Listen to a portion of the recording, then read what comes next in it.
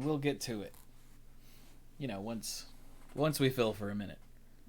Hey, so for those of you that are watching this later on YouTube, we're recording this on the day that it was announced that Donald Trump got indicted. Again, you have to specify now. Oh, sorry, Again. with federal charges this time, Instead of state ones. and it's for the classified documents thing, not any of the many other federal investigations. And we found that out while we were on the pre-show, so that'll be an odds and ends to listen to. I think Brian was talking about Sam, and I spotted it, and I went, but I didn't want to interrupt Brian, so I just let him keep talking for a while, and then I was like, okay, no, I've got to tell you this. I heard you do that, and I was like, all right, that's great. I'm going to let you finish, But, I appreciate that. Ouch. But all right. How long is that? That was over a minute? All right, we're good. Here we go. Oh, jam. Hello, everyone, and welcome to the Mana Pool.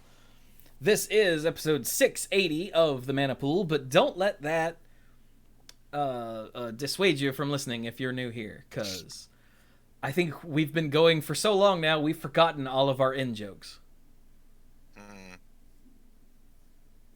So Send us an email with our in-jokes. So, yeah. I mean, other than Baby Whale. Aww. See? And Kitchen Fire. Woo! And those are from, like, the first year of the show. It occurred to me not long ago that we don't have, like, running gags anymore. Because I think really. we've just evolved past all that. We've been going for so long that we don't have time for in-jokes anymore. We've been doing this for over 15 years now, so... Yeah. But anyway, I am Chewy, the lead dork, and I've got all these other dorks here. Dorks, make it snappy, but who are you? Hey, I'm Brian. I'm the lead rambler, tangent master of the group. I'm trying to make it snappy, so this is me. I'm here to talk about cards. I'm Mike, I'm the rules guy and the game lore guy. Snap, snap, snap, snap, snap. And I'm Dirk, the self-proclaimed greatest man alive in Mortal Kombat of the group, and I'm trying to make it snappy too. I like the All way... right, there we go. Like, when I said make it snappy, I actually meant don't go off on long Brian tangents like Brian is wont to do, and instead they all just spoke more quickly. I kind of like that that's how that was interpreted. It's a mental thing. Yeah. We both kept it brief and quick. It was very nice. So, last week we went over the mechanics for Lord of the Rings, the one new one, the one altered one, and then a bunch of returning ones. We started talking about cards. We had a nice long ramble, whatever, about how racism is stupid. Yep, that was a good one. I did, yeah, I enjoyed that. And then we went back to the cards. So now we don't have to do the mechanics, and since I'm assuming everyone listened last week, you already know that racism is stupid. So let's just dive into the cards. We do have to start though with. Hang on, I've got to find the screen. There we go. We have to start with one at the bottom because we finally have the last of the the colored lands that all intertapped unless you control a legendary creature. Rivendell is the blue one. There we go. Which we were missing last week. And so it enters tapped unless you control a legendary creature, as all of them do. It's rare. It taps for blue. And for 1 and a blue and tap, you scry 2, but only if you control a legendary creature.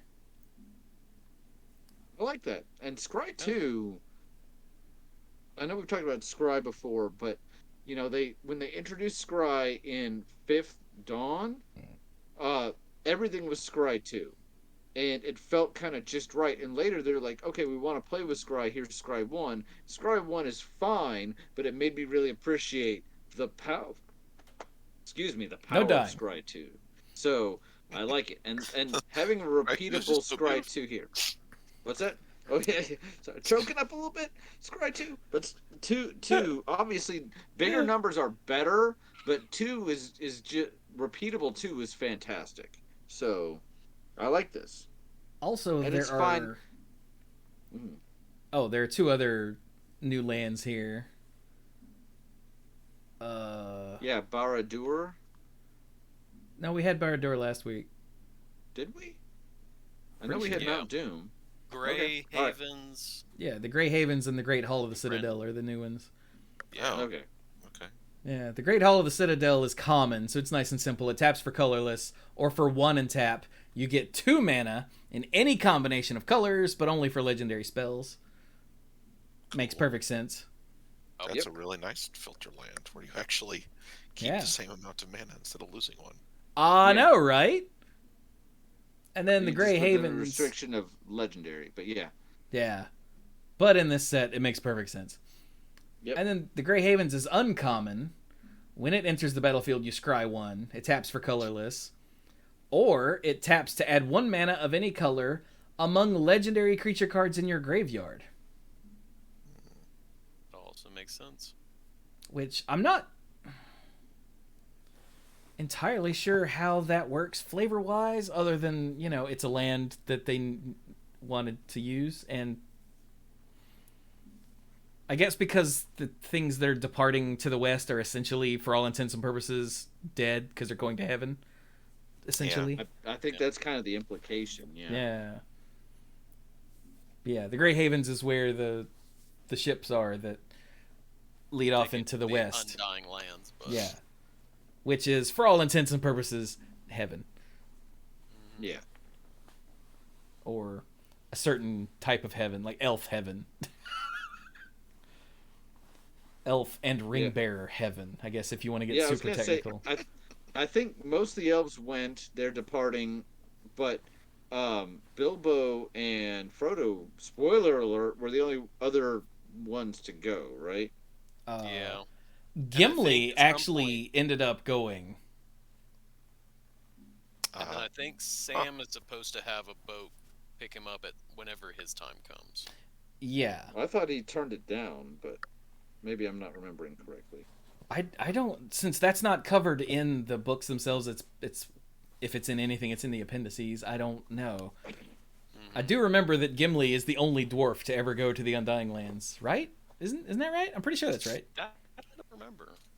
Because of that's his right. friendship with Legolas. Yeah, because apparently dwarves and elves are so racist against each other that, which is dumb, as we've discussed, but they're so racist against each other that the fact that they became friends was like a monumental thing. Yeah. That would be good like, what do thing. you mean a black man and a white man are friends? This has never happened. What? But yeah. So those are the 2 lands that were not here last week. The 3 lands, sorry, that were not here last week. Yay, Rivendell. Yes, And he is Rivendell. thus becoming the first dwarf to visit the Undying Lands. Oh, okay. Okay. Nice. Cool. But yeah, Rivendell is a place of learning, and contemplation. So Scry 2 just makes sense. Yeah.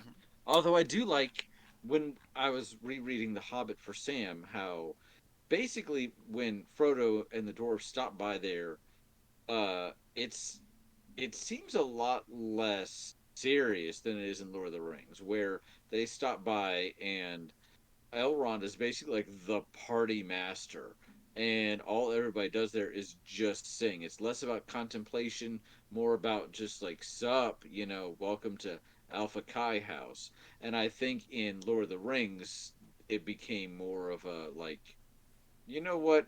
There's some dignity here too. Maybe that was just the way I was reading it. But I think that's also because of what else was going on in the wider world at each of those points. that's true. Like, When the world isn't on the brink of disaster, maybe the elves are a lot more chill. yeah. Yeah. But anyway, all right. So, what should we do now? I mean, there's like so much stuff here that I don't know if we want to even try to do organized or if we just want to be like, ooh, look at this cool thing. I mean, at Well, this point, okay, I've got an idea. Let's Okay, find all of the members of the Fellowship. all right. You know that starting each in one has white like and working our way multiple down. versions, right? Yeah, but that'll give us stuff to talk about. So the first Okay. one I see is Boromir, Warden of the Tower, in white. Yes.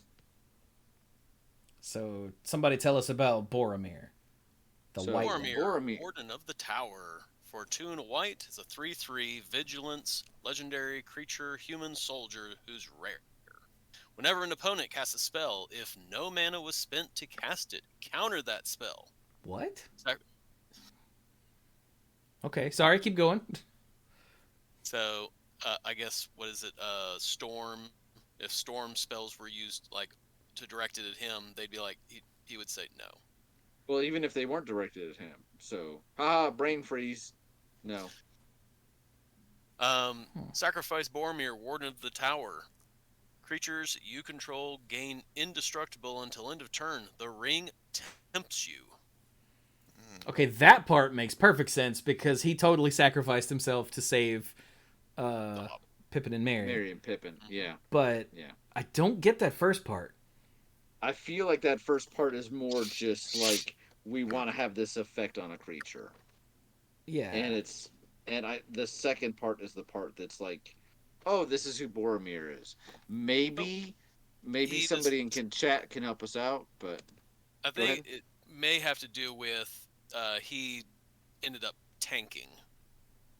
And because he ended up tanking and taking all the shots and everything for them, essentially you can't just like kill him outright. So he's essentially like, no, negating you know, using certain spells against against the creatures. Maybe, but I think that that's more encapsulated by the second part. But Yeah. I get what you're True. trying to do, Dark. I and I'm not at all saying you're wrong. I'm just wondering if they were like, hey, we want to do this, Yeah. but Maybe he because just makes it really hard to catch you by surprise, just because he's that good a defender. I don't know. Maybe. It could be that they just wanted this effect on a hate bear. Although he's a 3/3 for 3, so he's not a hate bear. And so they just picked he's a Boromir. he's a 3/3 for 3 with vigilance, so he's super efficient. Yeah. Yeah. I think playing turn 2 Thalia, turn 3 Boromir could be a thing because like just take that control. And I'm Yeah, okay it with stops it stops all kinds of shenanigans in the formats where he'll be legal. I mean, Dirk already mentioned Storm and free spells and Phyrexian things that don't have Yeah. regular mana costs that. Like outside of the got Phyrexian. shot. Yeah. And Cascade. Nope. Hmm. So there's all kinds of stuff that he's just stalwart against. So, yeah. All right, let's keep going. We've read Gandalf the White. Oh, Frodo. Did we read? This was the first one we saw, right? Way back in the day. That was the first Frodo. Yeah. As was Samwise the Stout-Hearted, I believe. Oh. Back in the day when the very first cards were revealed. Oh yeah, okay, I recognize this one too. You right. But in blue, we do have Gandalf, Friend of the Shire, and I don't think this is one we've seen before. It's an uncommon, so I'll just run through it real quick. It was here Gandalf- last week, but we didn't read it. Okay, that's why it probably looks a little familiar. So Gandalf, Friend of the Shire, for 3 and a blue, is an uncommon avatar wizard. As we've said, the wizards are avatars. 2/4 with flash. You may cast sorcery spells as though they had flash. That's a quicken on a creature. That's cool. And whenever the ring tempts you, if you choose a creature other than Gandalf, Friend of the Shire, as your ring bearer, draw a card. I think this is really good. Like, this is potential to be silly. Now, there's a lot of legendary creatures here that are very, very good, but I like it. I think the other reason that it looks familiar is because this is the very first art we saw from this set, way back when they were like, "Hey, we're doing a Lord of the Rings set." This was the art that they used. Oh, you're right. Mm-hmm. So he's got Flash because, wizards just come and go as they please. And the sorcery spells having Flash, yeah, okay, because he's Gandalf, sure. And if you chose a creature other than Gandalf, Friend of the Shire, as a ring bearer, draw a card. Oh, because do not tempt me. Yeah. Because he's there to offer guidance and whatnot to the ring bearer, as long as he's not the ring bearer, because then he'll be evil. I like it, both from a flavor perspective and from a gameplay perspective, because usually the words "draw a card" are pretty darn good, and this is repeatable draw a card. Yeah. And you can continue to have the ring tempt you even after the ring is all the way leveled up, after the emblem is leveled up, right? So Oh, yeah. you can just Yes. keep getting that. Also, I just want to point out for Goldberry River Daughter that thick thighs do, in fact, save lives. So we're sticking to the fellowship stuff, right? Because because there are a bunch of other stuff here, but Goldberry has some super interesting text. But as we were finishing that, I was scanning ahead, and I don't think there's another fellowship member until Red. Oh, really? Wow. Well, I guess that makes sense that there wouldn't be a fellowship member in black, just because of Yeah, the nature of the Lord of the Rings. Yeah.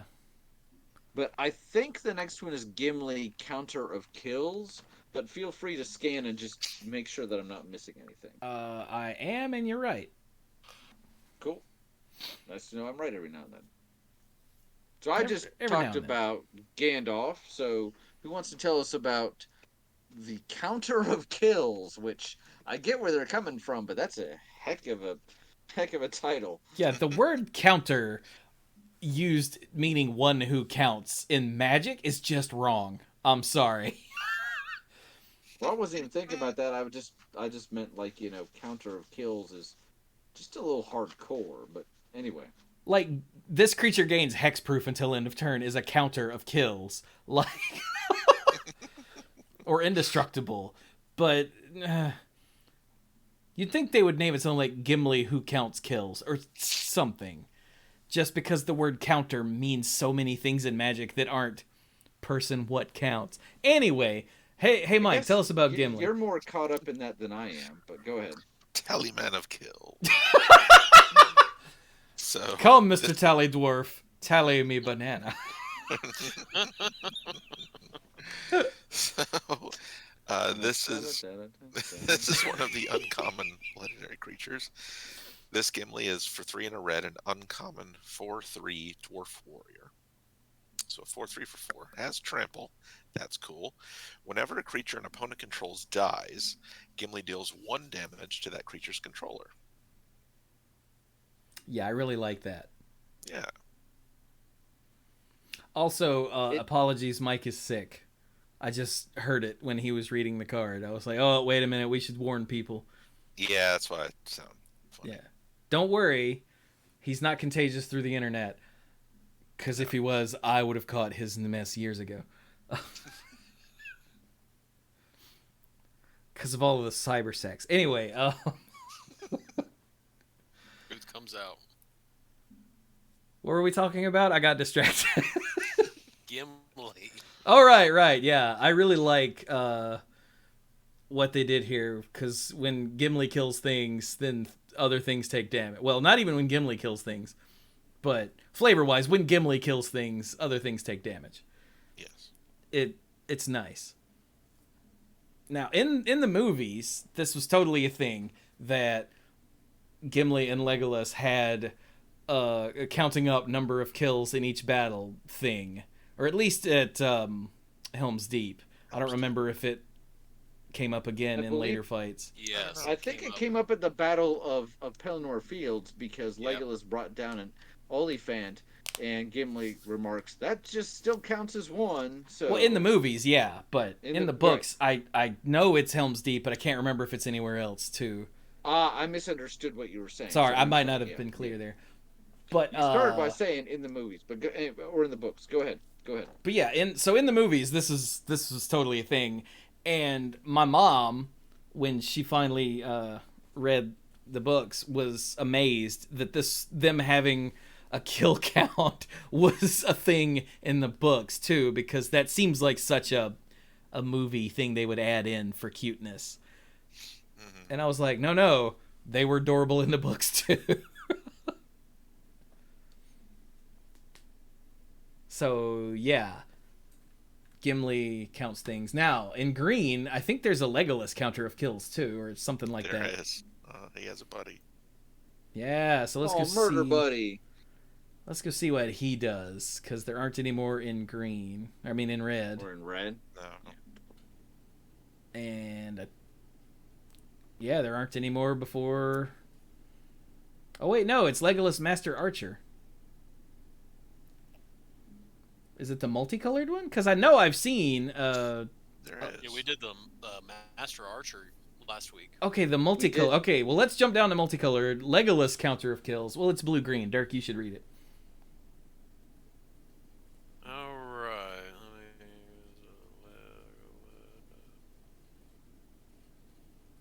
All right. Dirk's got to figure out the alphabet. He's like F G H I. Well, it's okay. like I'm going. It's like holy moly. I'm trying to get to L, and L's just not getting there. All right. Legolas, counter of kills for 2 green-blue, is a 2/3 legendary creature elf archer who's uncommon and has reach. Whenever you scry, if Legolas, counter of kills, is tapped, you may untap it. Do this only once each turn. Whenever a creature an opponent controls dies, put a +1/+1 counter on Legolas. They've been doing a lot more of this triggers once each turn, which I'm not opposed to because it keeps certain things from getting kind of stupid. But I've just been noticing they've been more and more fond of that phrase. And that's good.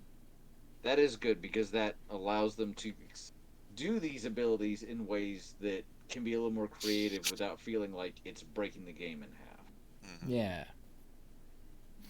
But yeah, I like that when Gimli kills things, other things take damage. And when Legolas kills things, he gets better.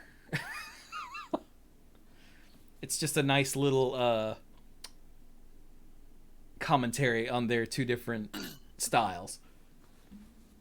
See, now I'm picturing Legolas as like a velociraptor from Jurassic Park. And they're like, what is he doing? He's learning. But that's just me. Oh, damn it, I was taking a drink. You're welcome. So, okay, back to green. So we did Legolas Master Archer last week. Oh, here's... We did not do Merry and Pippin. Yeah, so Merry Adoc Brandybuck, the full name, for 1 and a green is an uncommon halfling citizen who's a 2/2. It says whenever 1 or more halflings you control attack a player, create a food token. Huh. What about second breakfast? Second breakfast is a thing in the set. It is, but we'll yeah. get back to it. And then almost right next to him, separated by some dogs, appropriately enough, is right. Peregrine Took. For 2 and a green, this is an uncommon halfling citizen. For 1 more mana, Peregrine is a 2/3. And he has, if 1 or more tokens would be created under your control, those tokens plus an additional food token are created instead. So these two go very well together because Merry and Pippin are just the bomb. But I like how Peregrine also combos with other token making. So, but there's always a little more food. There's more to this card though that you didn't read yet. Oh, I totally missed that. Sacrifice 3 foods, draw a card. I just there's so much reminder text here that I actually didn't see that. Yeah. Not so much, but enough. So it's even better because not only Yeah. are you making food, but now you can eat a bunch of food and draw a card instead of healing. Yeah. Which, I mean, sacrificing 9 life that you don't have and you didn't gain yet to draw a card, that's fine. Because that's not even the right way to look at it. Like, that's just dumb. Mm-hmm. But yeah. I love that they work well together. They're like, Mary works with halflings and Pippin works with food, and they both are halflings that do things with food. So yeah. Yeah. Yay. Oh, look, there is a Radagast. Somebody, Amanda asked me, is there one for the brown wizard? I'm like, Radagast? It's like, yeah. I'm like, I guess. I haven't seen it if there is. Why? It's like, I always liked him. I'm like, are you okay? She claims she liked him from the books. I'm like, he showed up once and was like, hey, Saruman wants to see you. Alright, I'm out. That's it. She's like, I don't know. He always stuck out to me. I'm like, are you thinking of the stoner one with bird crap on his head from the Hobbit movies? And there was a pause, and she's like, oh yeah, I remember him too. But no, I'm pretty sure it was the books. I'm like, I don't think it was. I don't think he was, but Anyway, She starts talking about how much she likes the blue ones, and she's full of crap. yeah, right. there's 2 of those. Yeah. And they don't appear anywhere. Ever. They don't even get names, do they? No, They don't. did have names. In the movies, they didn't have the Hobbit movies. They didn't have the rights to use the names, which is why Gandalf said, "I'm afraid I've quite forgotten their names," which I always thought was a cute little touch. I did not realize that. I think that's it until we get into gold with Frodo Baggins, because we didn't touch this Frodo Baggins, I'm pretty sure. Let's see, yeah, because we did Aragorn. Blah, blah, blah. Frodo Baggins, yeah. All right, what does this Frodo do? I don't know, I just read Pippin. Somebody else. Hey, Dirk, this is Green. So we look at you, of course. Poor Dirk is just typecast all to hell. Oh, yeah. He is the greenest man alive by his own admission. So is the next one Frodo Baggins. In gold. Green, white. Try to keep up. Frodo Baggins? All right. In green white, Frodo Baggins is a 1/3 legendary creature halfling scout that's uncommon.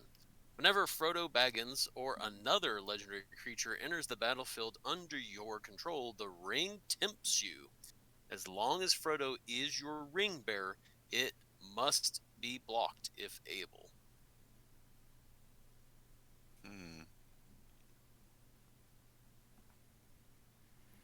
Okay, so Like, this poor guy, he already has enough of a target on his head. And this literally says, no, really, you have to block this guy. Kill him.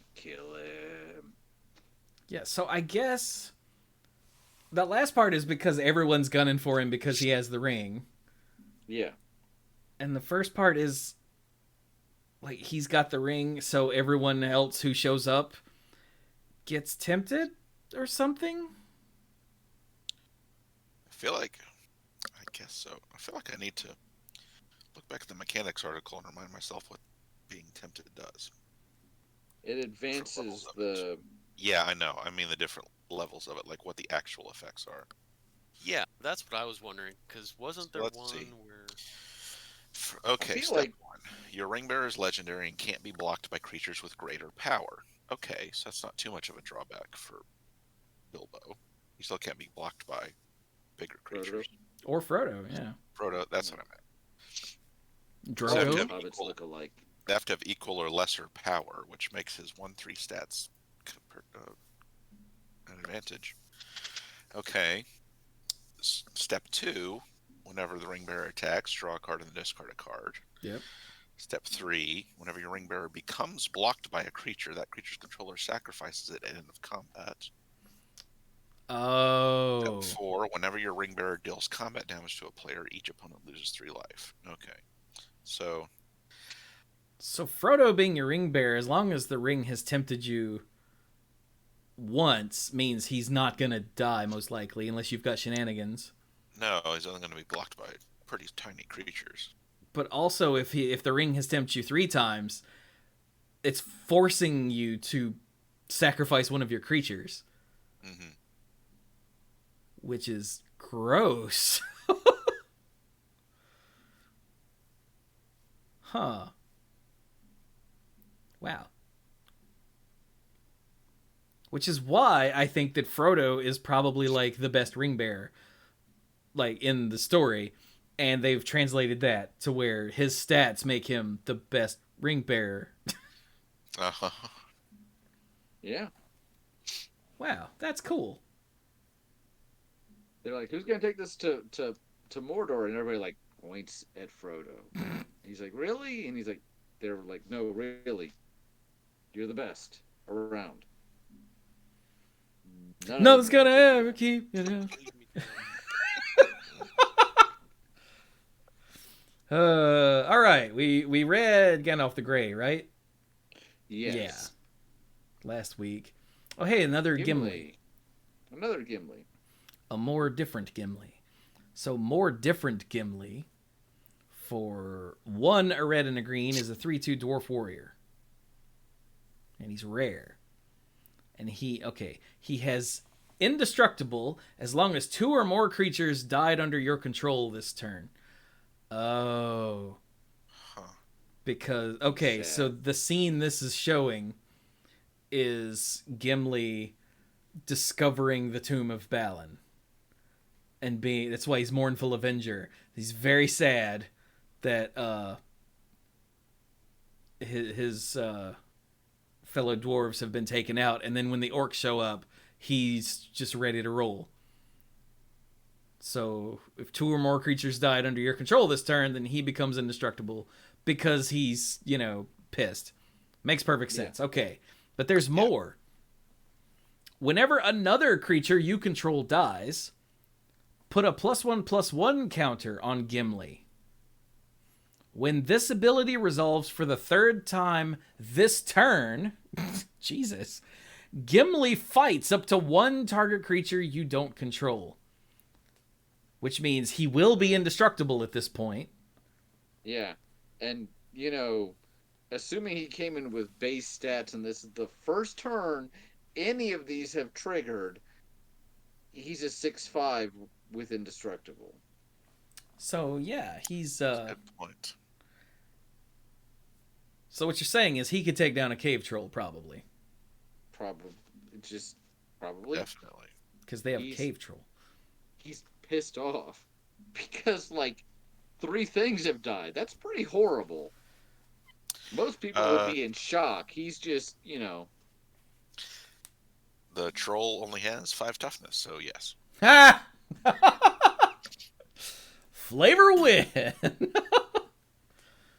Oh Lord. Okay, so the indestructible only sticks around for a turn, correct?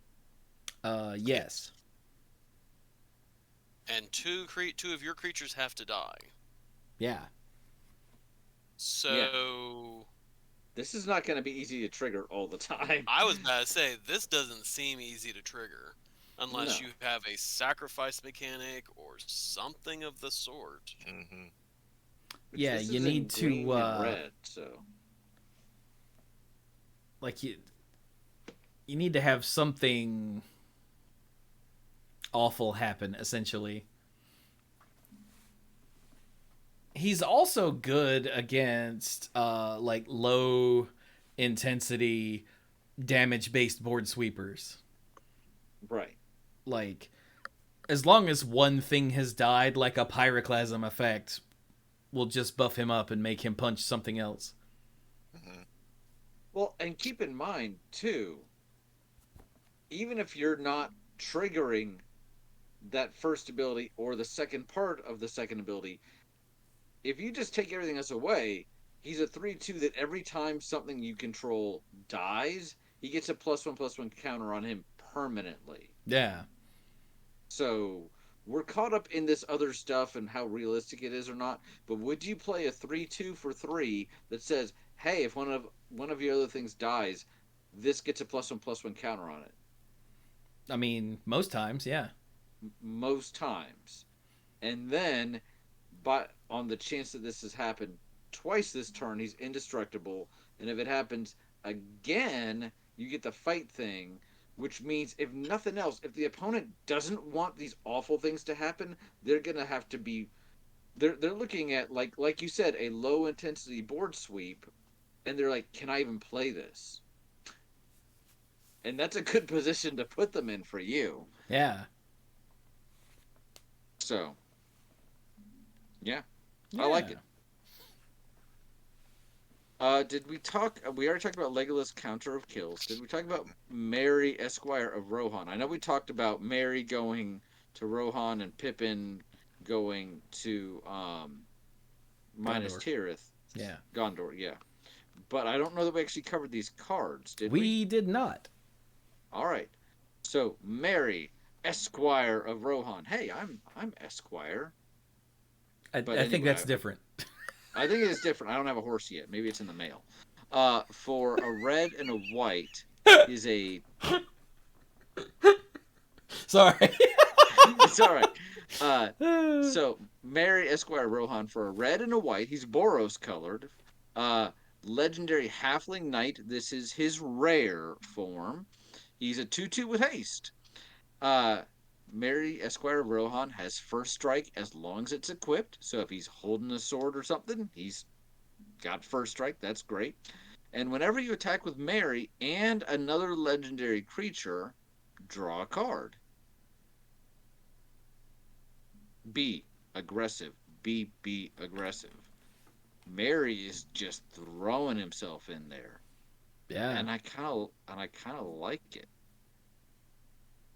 Yeah, I mean, he's there. It's a Battle of Pelennor Fields. And I like the flavor of when you attack with another legendary creature, because like in that Eowyn? he was with Eowyn. Eowyn, but I can't remember the name she was going by at the time. I can't remember either. The pseudonym to basically be like, don't look at me. Yeah, I'm totally a boy. Yeah. Beer, boobs, man. Now I'm just picturing that scene in Mulan where they're singing about finding a woman. Exactly, yeah. Chewie. You didn't know that was based on Lord of the Rings, did you? I did not.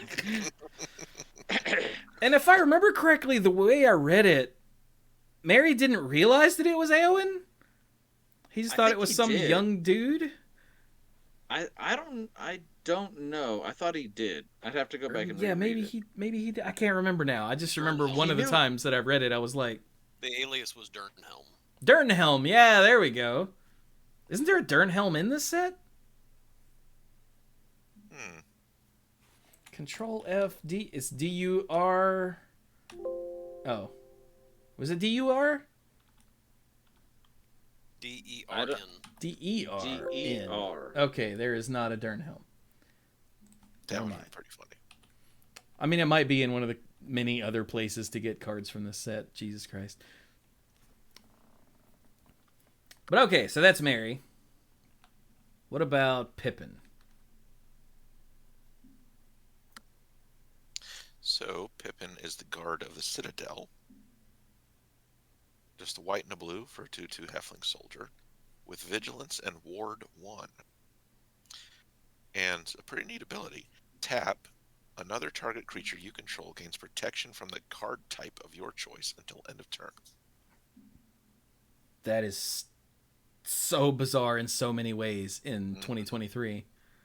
But it's so great because it's, like, oh, I'm going to put pacifism on your guy. Enchantment. Yeah, so remember, protection, because they don't really use protection much anymore. Protection is the word debt, D-E-B-T. It can't be damaged, or enchanted or equipped, that's the E, or blocked, that's the B, or targeted. That's the T. So the word det. I know it's det and the B is silent, and I hate it, but what you gonna do? Or bidet without the I, huh?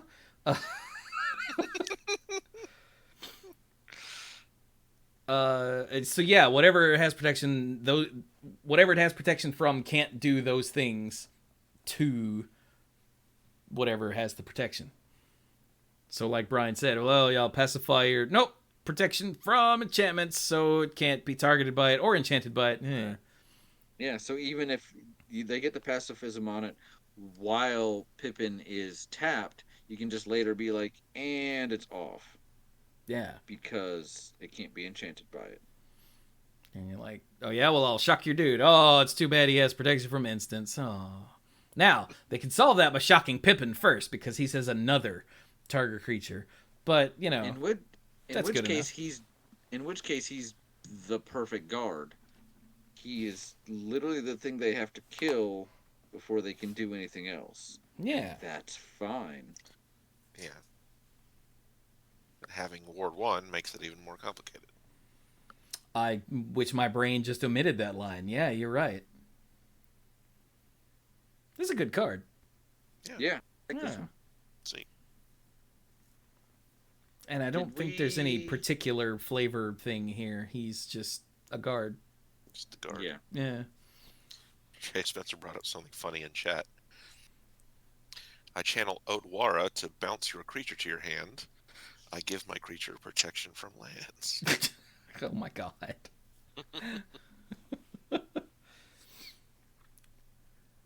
Boo. We didn't do this Samwise, did we?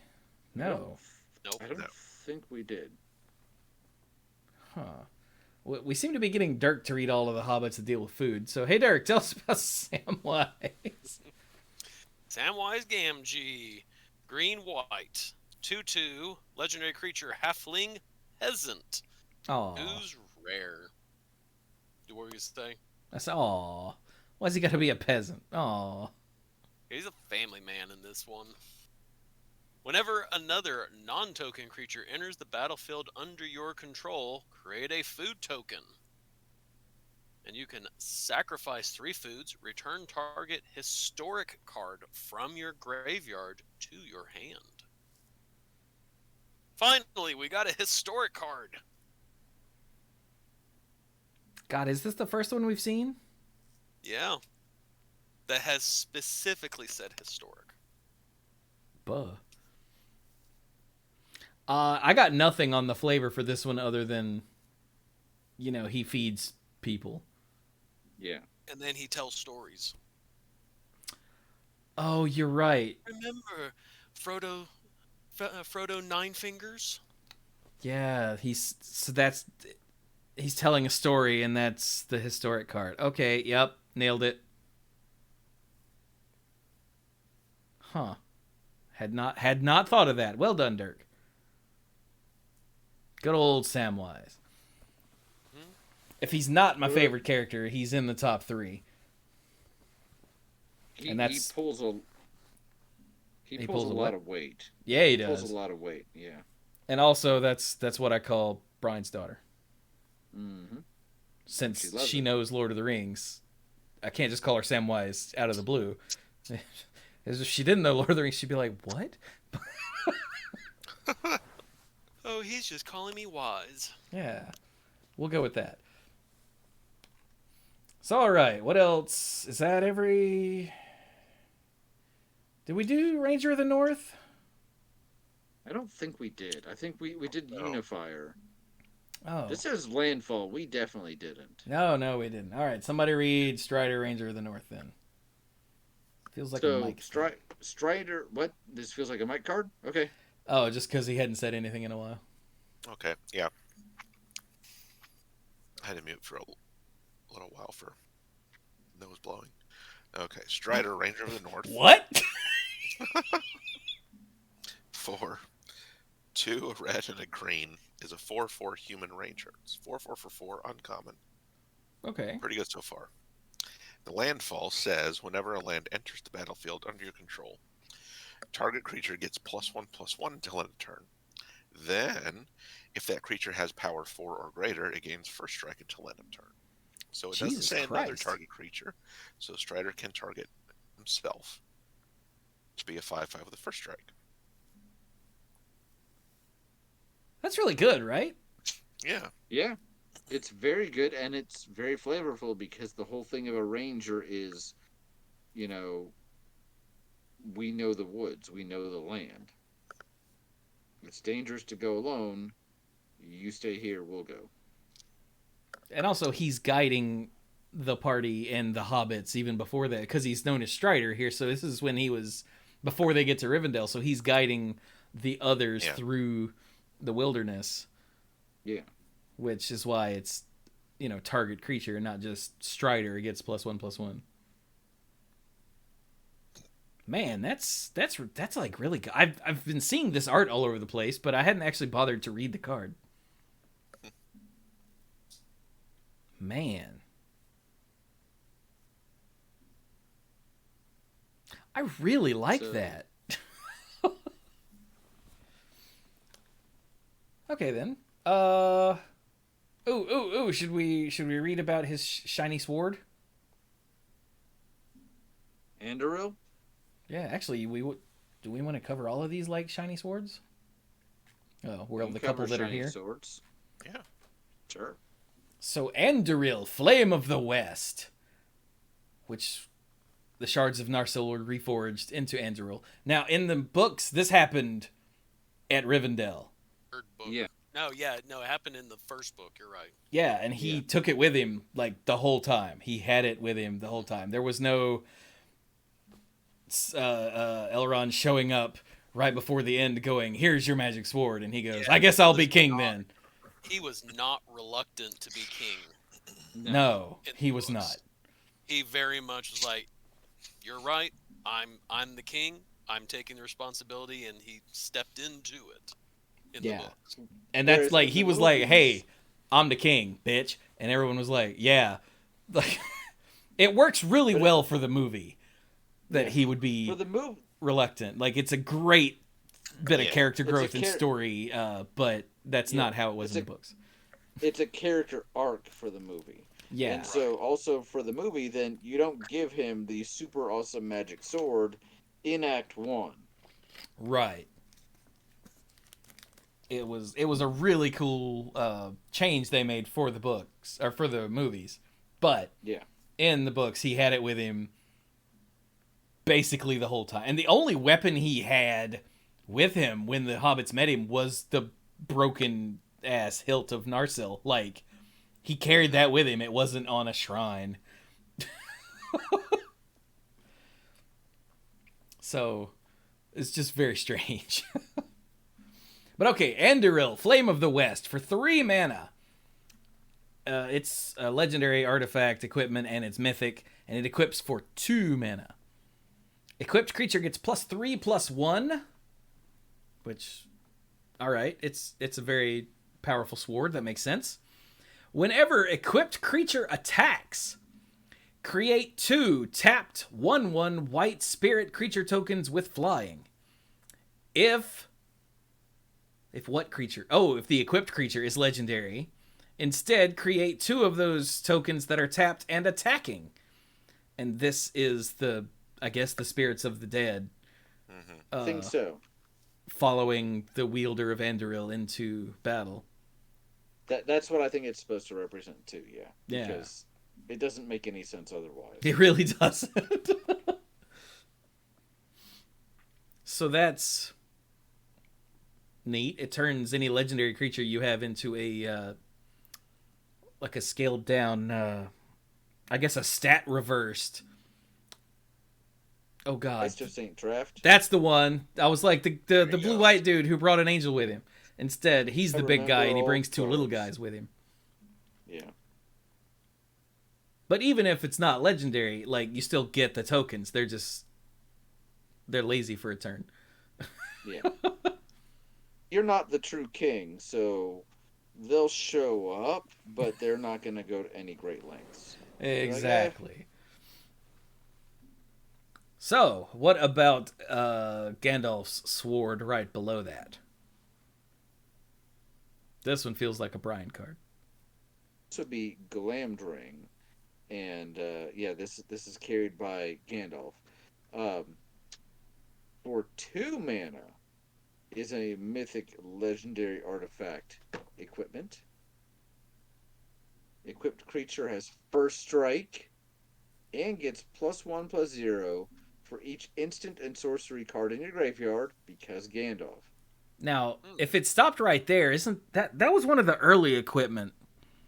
Rune, it's a pike. Rune Chanter's Pike? Is that what it was called? Something like that, yeah. That sounds right. And I think that's just all it did was first strike and the +1/+0. Yeah. It has an equip of 3, and whenever equipped creature deals combat damage to a player, you may cast an instant or sorcery spell from your hand with mana value less than or equal to that damage without paying its mana cost. And I read that and I'm like, yes. Because not only is that a big effect, but it's a big effect that scales.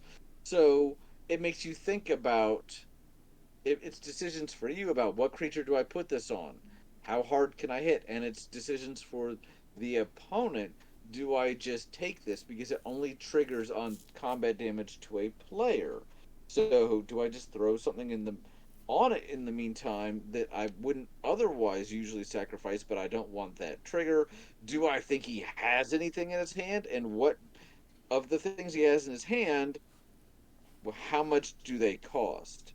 So it's a whole lot of thought that goes into this. Not just for Glamdring's owner, but for the opponent. And I like cards that make you think. That's good. Yeah. So yeah, it's really neat. I like it. All right.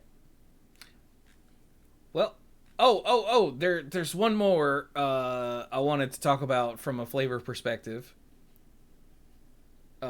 Before we get caught up in other things. In gold, it's Shagrat. Loot Bearer. So I love the flavor on this card. So Shagrat, Loot Bearer, for 2 a black and a red, is a 4/4 rare legendary orc soldier. So Shagrat, if I remember correctly, was the one that ended up running off with Sting and the mithril coat. I think you're or right. mithril and that shirt. Makes sense. That makes sense with what this card does. So. Yeah. So once they got into, not Minas Morgul, but that other place up there. Past Minas Morgul, yeah. Yeah. And Frodo got, but Sam took the ring and was like, well, I guess I got this now. But he wasn't able to get Sting or the mithril shirt. No, he had Sting. Maybe not. He kept Sting because that's what he stabbed Shelob with. Right. But this kind of looks like he's taking something. I don't know. Anyway, keep going. Anyway, doesn't matter. Okay. So, whenever Shagrat Loot Bearer attacks Kirith Ungol, thank you, Jay Spencer. It was killing me. That's the name of the pass. And then there was the, like, orcish. It's the little tower. Yeah, like there's an orcish stronghold over there. Yeah. But anyway, okay, so when Shagrat attacks, attach up to 1 target equipment to it. I'm gonna reread that, because there's a lot of things this card doesn't say. Whenever Shagrat attacks, attach up to 1 target equipment to it. It does not say you control.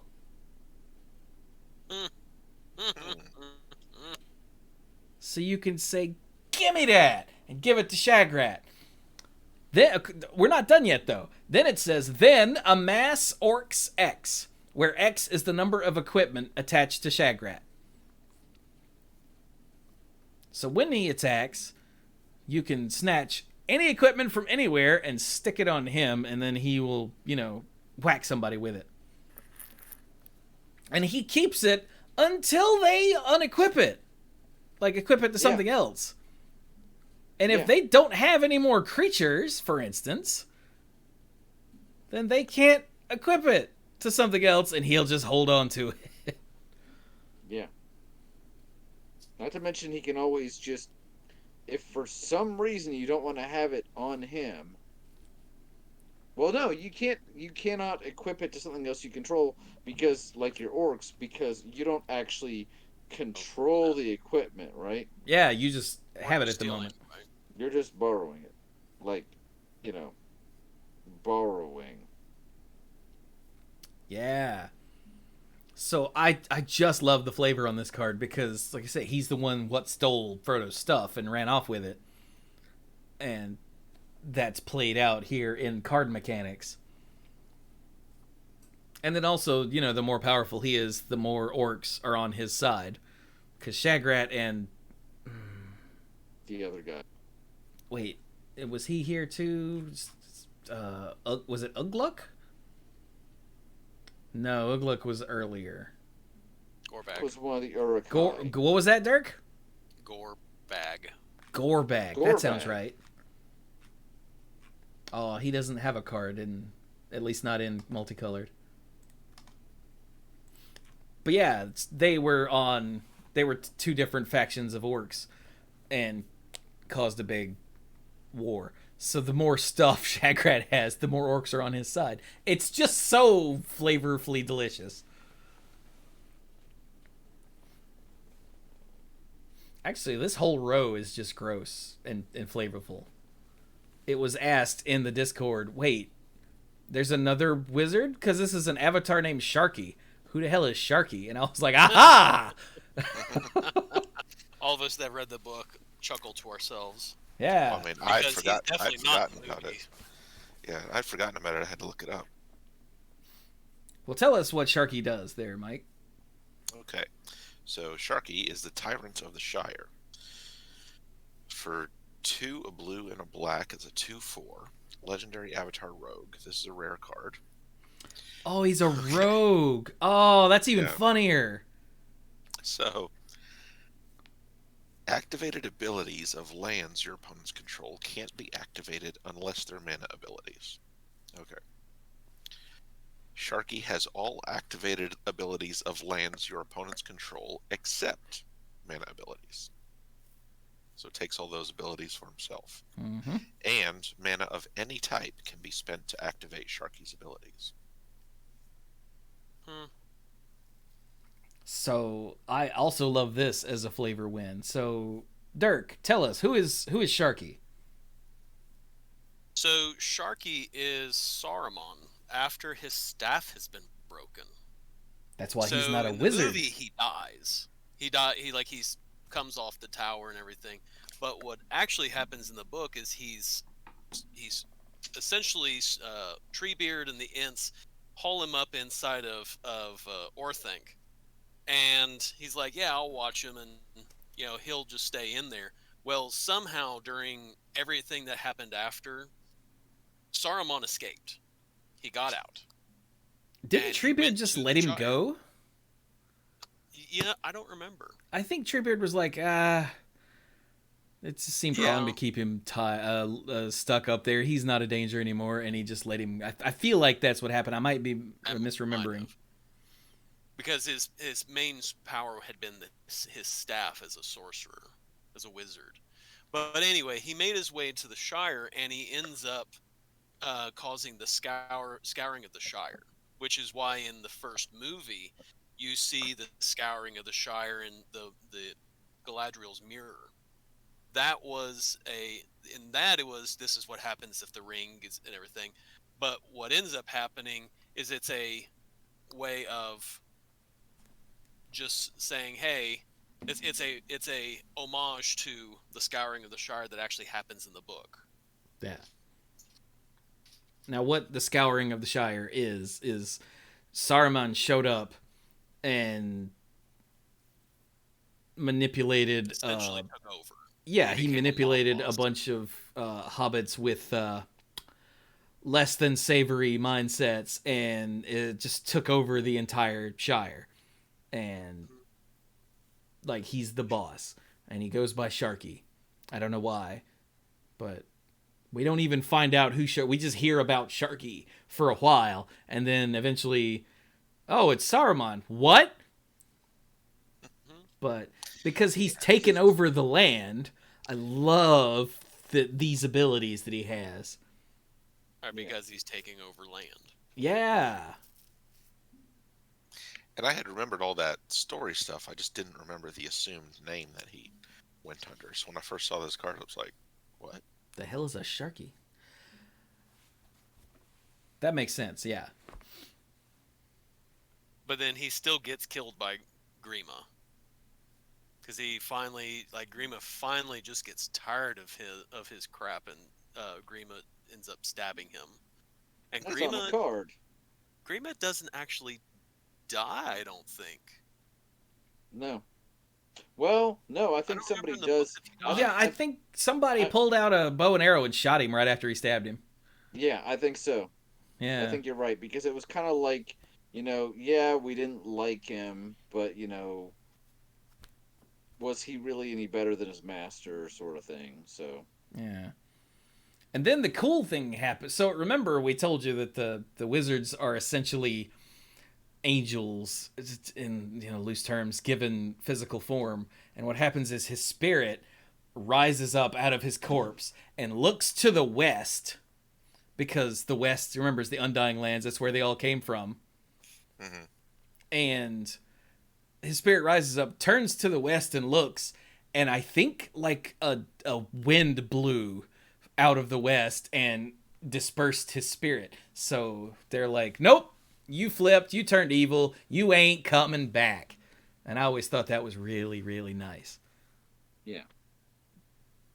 That has nothing to do with the card. It's just a bit of awesome flavor from Lord of the Rings. Yay, Sharky. I mean, boo, Sharky. So then we have this last card on this row, which is just, it's gross on so many levels. But I'm not going to read it. Someone else read it. I don't even want to look at it. Oh, you don't think you want to read it? No, I've already read it. I'm good. You don't want to look at it some more? Just somebody read the damn card. So Shelob is the child of Ungoliant. For 4, a black and a green, is an 8/8 rare spider demon. Now stop right there. Yeah. 6 mana 8/8. What? It's pretty serious. 6 mana legendary 8/8 spider demon. And Death Touch and Ward 2. Just what? And other spiders you control have Death Touch and Ward 2. Just what? So. But wait, there's more. There is more.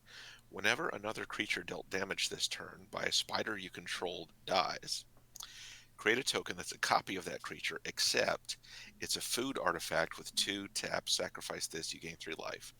And it loses all other card types. So this took me like a hot minute to wrap my brain around. Right. So it would be fine if it was just, if one of your spiders kills something, make a food. Because, it kills something, then it wraps it up. Makes perfect sense. But it's not just that. It's a weird, clone. So it's a food token that has whatever abilities that creature had. Because what the venom really does is paralyze it. Yeah. So that Shelob can eat them later. Right. They don't actually die, which is what Sam found out, thankfully.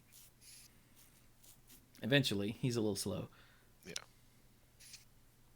But, this seems needlessly complicated just as a card mechanic. But I guess... It could just be, make a food. But... Yeah. But I guess, make a food that can, I don't know, ping something, like if someone ate a Prodigal Pyromancer. That's just hilarious. Yeah, it's weird, but it's so flavorful. This is to the point that you're actually losing some cohesion for the sake of flavor win. And yes, this is more powerful than just making a food because it's a food that does, as you said, other things. So, but it is a whole. This is definitely an instance of like Arena will make this so much easier Oh yeah. because Although, it's less to is keep this track coming to of. Arena? Pretty sure. Huh. That's weird. Since it's not going to standard, the fact that my brain just assumed it wasn't going to be on Arena, but I'm sure Jay Spencer's typing an answer right now because he's in the chat. But wouldn't it be And- great, like, if you had, like, a Shelob spider food token that was Sharky? So this food token has all of the abilities of your opponent's land.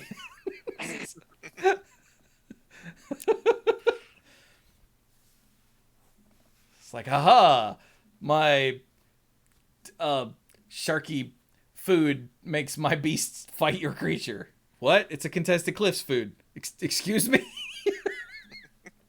It's a contested cliffs food is a phrase I didn't really ever think I would hear. Oh, right. It's coming to Arena and playable in Historic and Alchemy. That, yeah, okay. Which we talked about last week. Yeah, you're right. Okay. I'm sorry, I know this isn't the point of what we're talking about, but now I just want to see a commercial with a little kid in a grocery store who's, dragging his mom along, and he's like, Mom, I want contested Cliffs Flakes this week, or something to that effect. I don't know, maybe it'll have a Ravenous Bala on the On the box. on the box, yeah. Well, I want some Rivendell O's. Sharky bits. Every time you read the cereal box, you scry too. Anyway. There we go. But yeah, this is kind of a crazy card. Yeah, someone in the chat, after I, read the card and wrapped my brain around that last ability, then someone pointed out, it's an 8/8 for 6 with literally all upside, and I went, what? Like, because I hadn't even noticed the stats and the cost, because I was trying to figure out what the card did. Mm-hmm. Like, oh, what? So can I say something real quick, just piggybacking off of our somewhat longer discussion last week about racism and all that? Yes. That, they portray Aragorn, Strider, whatever you want to call him, as an African gentleman. Not African American, that phrase. He's clearly not American, but Well, he's clearly not. Say black, Brian. It's fine. thank you. Okay, I'm not. I try to use the right terms. That's it. But then look at Theoden, King of Rohan, and he's clearly the same ethnicity, and yet somehow I haven't heard one word about it. Gee, could it be the hypocrites? Because Theoden wasn't as central a figure? I guess we'll never know. I guess we'll never know. Theoden's a pretty cool card. Theoden, King of Rohan, for 1, a red and a white. He's a 2/3 legendary human noble. This is an uncommon legendary creature. Whenever they or another human enters the battlefield under your control, target creature gains double strike until end of turn. Jesus Christ, Theoden. That's useful. Yeah. And you know what's great is every creature that will ever have, or every human that has flash, including every human token maker, of which there are a lot more than there used to be, since they embraced making humans a creature type. But okay, I block, and okay, guess what? I have a token now, and that guy has double strike. Jesus, that's I mostly buh. I mostly wanted to bring it up for the whole, OG hypocrites thing, but also cool card, yo. Yeah, that is. Okay, wait. So Theoden or another human gives target creature, so it's not target human. Oh my god. Yeah. Hey, Fanghorn. You know what Fanghorn needs? Double strike. Yeah, he does. Because, yeah. Or if you want to, cross over to the dark side, the the Witch King of Angmar. The Witch Kang of Ingmar Bergman. That's a very No, niche joke, but anyway.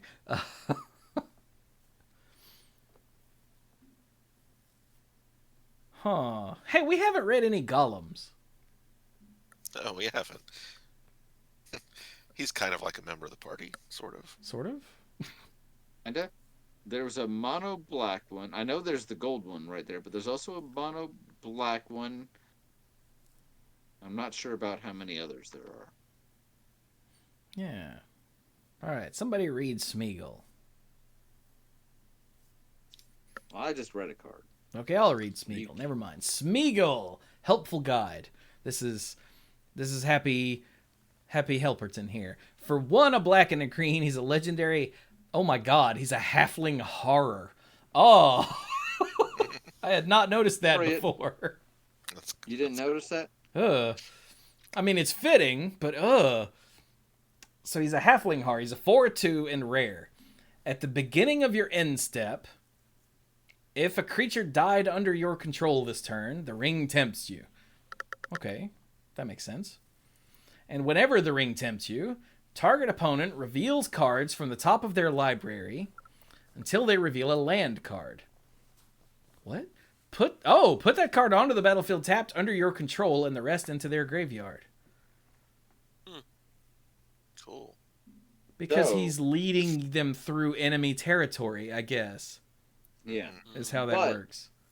He's stealing their lands and milling them because those other cards go to their graveyard. Yeah. Which, Mike, I know this is a hard concept for you, but sometimes people don't want to have their cards milled away before they can use them. Not everybody uses the graveyard as a second hand. So, allow me to introduce you to Dirk.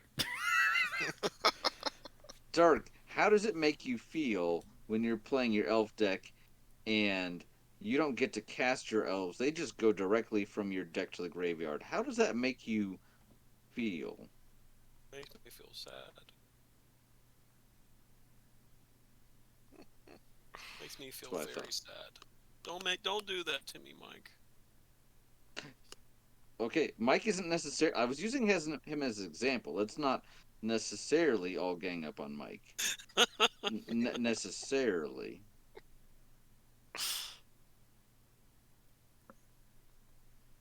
Damn it, Mike! What have you done? You made Dirk sad. And Mike didn't do a thing. Smeagol did. This is kind of insane. You know, one thing I will say, I feel like that there might have been a missed opportunity here, because you have a Smeagol card. But what if there was on the other side a Golem card? Oh, a double-faced Golem would have been hilarious. I was like, there is a Golem card. Well, and it doesn't have to be, like this specific card. I feel like there should have been a double-faced Golem Smeagol, and depending on what happens, like if you're attacked, then if a creature attacks you, then it would be Golem, and if you are something happens, or this that, then it flips over to Smeagol. Kind of like the werewolf cards. I feel like the werewolf cards would be a good little thing. Like, depending on what happened the previous turn, will decide which one you get. Yeah, that would have been. Steals the precious, then it becomes Golem. We hate. Yeah, it's like if only a certain number of spells were casted, if you weren't the target or something like, then it would be Smeagol that was your person. But if someone had attacked you or something, then it would be Golem. Like it. Yeah, I'm guessing because in order to do double face cards at all, they need a certain amount. You have to have a double face sheet. Yeah. Yeah, and I'm guessing there just wasn't enough in the set for them to want to fool with that. I agree, Dirk. That would be a great idea, but Yeah, excuse me, sorry. They have certainly become a lot friendlier with just using double-faced cards. Like, it used to be, oh, in the original Innistrad, you had the first set, and I don't know that we had any more until we went back to Innistrad. And then there were, like, the core set pre-Spark Planeswalkers and then post-Spark. But they become a lot friendlier with just having them. But you're right, to have them on the sheet, they kind of need to have enough. And he's really the only card. I mean, you could make a claim for some of the others, but that's not really what the set is trying to do. I just had a thought. But Did that transforming core set Nicol Bolas, was it in the same set as those other transforming planeswalkers, or a totally different core set? My brain is telling me it was a different one, but it's also been a long time, so I don't know. I'm sure someone in chat will tell us momentarily. it has been a very long time. I mean, how many other double-faced cards were in that set, if any? I'm not sure. But we do have a Golem card here. Yeah. So in mono black, we've got Golem Patient Plotter, and this is more of the skulking. Obviously we're not seeing the events of the Hobbit, so this is not right after the riddles and the dark or anything like that. But he's following the Fellowship or Frodo. He's plotting to get the ring back. For 1 and a black, he's a 3/1. So it's a 3/1 for 2, uncommon halfling horror. When he leaves the battlefield, the ring tempts you, which he's only got 1 toughness, so pretty good chance of it happening. Pay a black, sacrifice a creature. He doesn't say another creature. It could be him. Return Golem. Oh, never mind. Sorry. I need to read the whole thing. Pay a black, sacrifice a creature, return Golem from your graveyard to your hand. Activate only as a sorcery. Golem. So you play him. He probably kills something because he's got 3 power. The ring tempts you, and then later you sacrifice something else to bring him back. Because Golem's whole personality is he appears weak. He's a pitiable creature. They talk a lot about pity and whether it's appropriate or not for him. But most people are not super intimidated by him. And that's kind of the mistake, because he turns around and stabs you. There is a scene in the book where Aragorn is talking about trying to track Gollum, and he mentions that basically Gollum was either captured or almost captured by a whole troop of elves.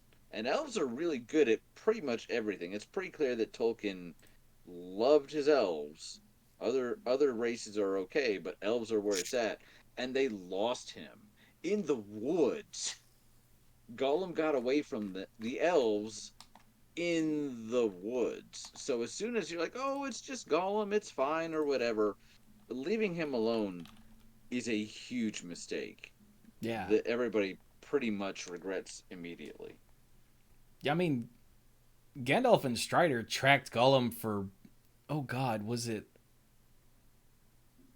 a year or more before they finally found him? It was a long time. So, yeah, Gollum does not mess around. Yeah. And I looked, the Planeswalkers were in Magic Origins, of course. Yeah. And the Transforming Bolas was in M19. Okay. So, yeah. As for how many cards were in that set, I didn't look. Because I didn't want to.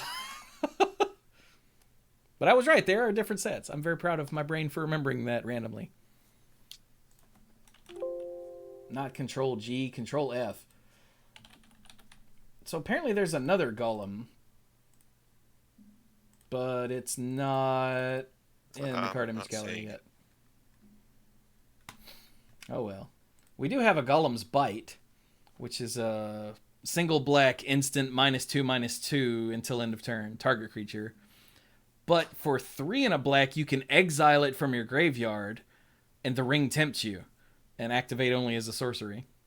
I like this. Yeah. It's a removal spell that's just got other stuff going on that is relevant to the set. Yeah.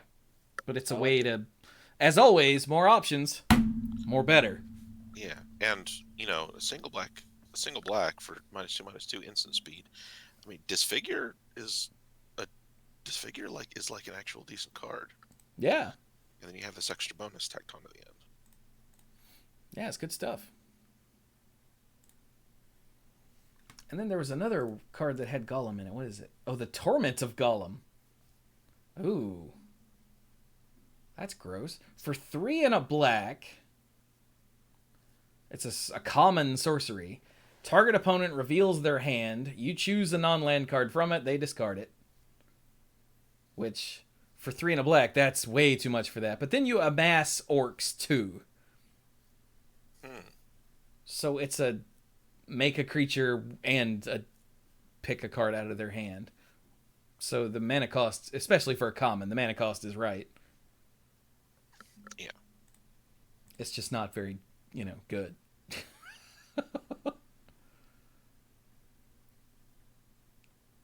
Well, you were saying last week that there was a card that had a combo, either infinite or nearly infinite combo. Oh, yeah, the bats. The Mirkwood bats in black. Yeah. Hey, Brian, read the Mirkwood bats. All right. For 3 and a black, it is a common bat. It is a 2/3 with flying. Whenever you create or sacrifice a token, each opponent loses 1 life. Like food. So I'm guessing... So what's the combo with this? I'm guessing it's something that allows you to... I mean, not so much there was an infinite combo. This is just stupidly easy to abuse. Yeah, especially since treasure has become so popular and important in Commander. Yeah. Okay, I thought you meant that there was something that this comboed with that just broke the game. It's very good, but it's not something that has an instant win combo ready to go as soon as the set is released. I mean, I'm sure someone has come up with that, but because it's Magic and that's what people do. Sure. It's just... But I think I misunderstood your comment, so... Yeah, it's just silly. Shagrat, remember that Gorbag was the one he fought with? Gorbag is right beside of Golem's Bite. Oh, hey, look at that. Okay, what's he do? So, Gorbag of Minos Morgul for one in a black. He is a 2/2 legendary creature orc soldier who's uncommon. Whenever an orc, a goblin, or orc you control deals combat damage to a player, you may sacrifice it. When you do, choose 1. Draw a card. Or create a treasure token. Wow.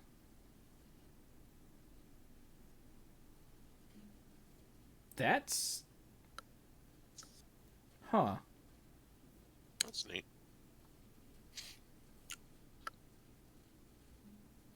That is neat, but I'm trying to figure out why that's neat.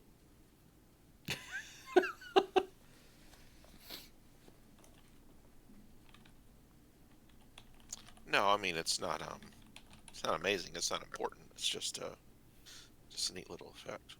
Oh, I was thinking... You either get a treasure token or you get to draw a card. Yeah, I was thinking, like, flavor-wise. I just can't remember enough about the Gorbag and Shagrat thing. Pretty sure Gorbag gets killed.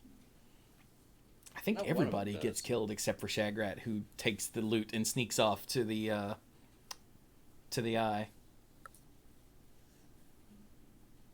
Because he's a dick. Speaking of the eye, we haven't read any of the Sauron cards either, have we? Except for, I guess, that first one. No. I don't think we have. We've seen the Necromancer, right? Did we? Yes, Pretty sure we talked about the Necromancer. Yeah. the one that has is special when he's the ring bearer. Yeah. Oh, yeah, that was in the mechanics article, wasn't it? Yes. Yeah. And then there's the. How many are there total? There's that one and there's the gold one. There's just two. There's a There are mono two other black cards one. with Sauron's name on them, but there's just two creatures. Yeah, Oh, wait a minute. there's What's Okay. There's just two Saurons proper. Hang on, I'm doing a search for the word Lord. Oh, Sauron the Dark Lord. Okay, never mind. Okay, what's that one do then? Because he's all Grixis-y. Grixie? Agricola? I never played that game. So Sauron the Dark Lord is a legendary avatar horror. So for 3 blue, black, red, a total of 6 to 7/6. This is mythic. So the first ability, it's a ward ability, and the ward cost is sacrifice a legendary artifact or legendary creature. So If you want to target him with anything, you have to yes, sacrifice something that's legendary. yes. I mean, ugh. Whenever an opponent casts a spell, amass Orcs 1. Mm, That's a fast way to grow an army. Yeah, that's gross. mm. Whenever an Yeah. army you control deals combat damage to a player, the ring tempts you. And whenever the ring tempts you, you may discard your hand. If you do, draw 4 cards. It's just gross. It's big, it's costly, but But it's insanely hard to kill. it's very hard. Very It gets difficult. you a constant string of either orcs or a constantly growing orc. Okay, remind me, with a mass, you don't get a choice of make an army or grow an army. It's if you don't have one, you make one, and if you do, you have to grow it, right? Correct, yeah. You Okay. don't have a choice in the matter. That's just the way it works. And it's got sick card draw with the ring. Buh. It's a good thing it costs 6 in 3 colors, because buh. Yeah.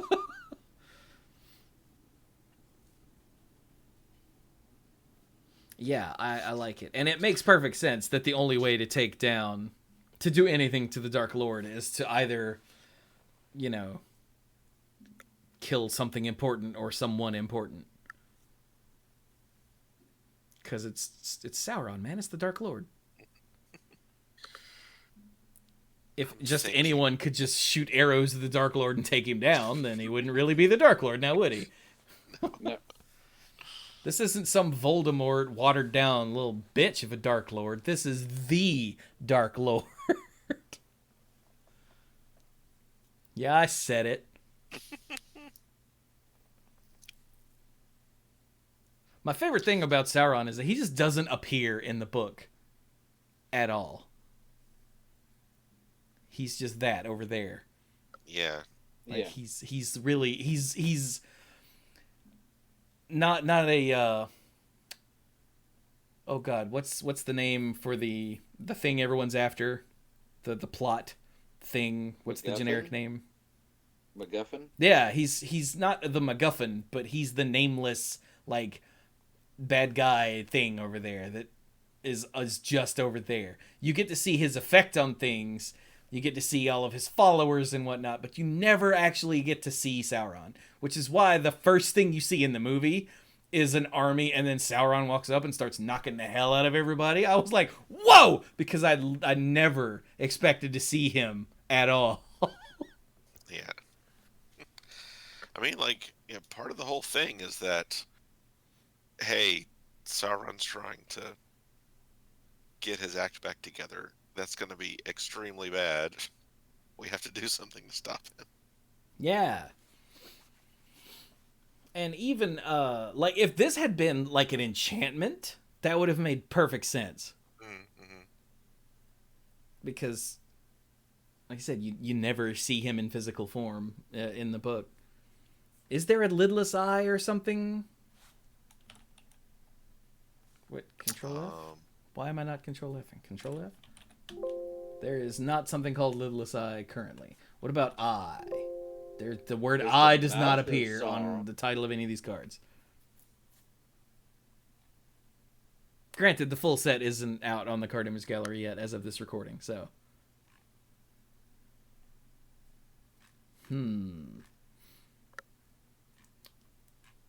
Did we read Saruman of Many Colors? I don't think we did. We did not. No. So this is another one with a really cool ward ability. So Saruman of Many Colors. So he's Saruman the White. At first, because that was his, station, I guess. That's what he was. And at some point he decides that he's sick of being Saruman the White and he's better than that, so he proclaims that he is Saruman of Many Colors. Which Gandalf's like, okay. Yeah, he shows up and he's like, new clothes, why? And I do like that in the art here, his robes have that Oakley thing where the colors change depending on the angle. Mm-hmm. But anyway, so Saruman of Many Colors. For 3, a white, a blue, and a black is an Avatar wizard, of course. This one's mythic. He's a 5/4 because he's been working out. And his ward ability is ward, discard an enchantment, instant, or sorcery card. Gosh. Which is... I love that they're playing with ward and it's not just mana. Like, that's really cool.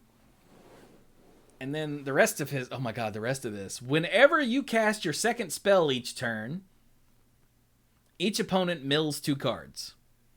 When one or more cards are milled this way... I don't understand why it's worded that way. I guess it's just when the milling happens, not for each time it happens, right? Uh-huh. Okay. It's worded that way because it doesn't matter how many opponents or how many cards. Oh, wait. I know why it's worded this way. If it didn't have this reflexive trigger, it might have to be written in a weird way to avoid a situation where, like, you have to choose a target before anything actually happens. Ah, okay, that makes sense. Yeah. Okay. There you go. So, starting over. Whenever you cast your second spell each turn, each opponent mills 2 cards. When one or more cards are milled this way, exile target enchantment, instant, or sorcery card with equal or lesser mana value than that spell from an opponent's graveyard. What spell? Oh, your spell. The second spell you cast. Okay. The second spell, yeah. Then you copy the exiled card, and you may cast the copy without paying its mana cost. So whatever your second spell is, if it's more expensive, then you have more options.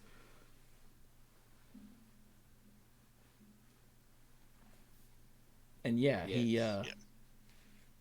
So one more time, because this one is one that's hard for me to grok, so I assume it's hard for somebody to grok. Hurt. Yeah. When you cast your second spell in a turn, regardless of whose turn it is, that's important. But whenever you cast your second spell in a turn, everybody mills 2. Then whatever your second spell was, you look at its mana cost, and you can you can exile an enchantment, instant, or sorcery from somebody else's graveyard, and then copy it and cast it for free. So if, like, your second spell costs 1, then you can only get things that are cost 1 or, I guess, 0. Yeah. But if your second spell costs, 5, well, now you've got all kinds of options for enchantments, instants, or sorceries to snatch. That's really cool. I have no idea how the flavor of that works for Saruman, I'm not going to lie. But he's a wizard, and he's like... He was originally, like, the leader of the wizards. There were 5. Yeah. and now he's all, Barney Badass, many colored wizard. So I guess he's just he can manipulate magic in ways that others can't. We'll just go with that. I think that's probably good enough. Yeah. Chifuji said, if only Saruman had realized that in an additive color spectrum, white is all the colors. Maybe it's not additive, though. Someone get Tolkien on the phone. I don't care how long ago he died. Call him up and be like, excuse me. In The Lord of the Rings, was the color system additive? Inquiring minds want to know. He'd be like, good Lord. Anyway, because he's very British. Anyway. That sounds like, I don't know, that sounds like something he would do, just have an assumption of some kind of completely different physics and just never bother mentioning it in any easily accessible resource. That honestly wouldn't surprise me either. Like, he made up entire languages, y'all. Like, Elvish and Dwarfish? Is it Dwarfish? Is that the name of the language? I don't know. But, like, he made up entire languages for these people to speak. It's like Klingon, except instead of a bunch of nerds getting together to translate Klingon, it was the one guy. He did that first.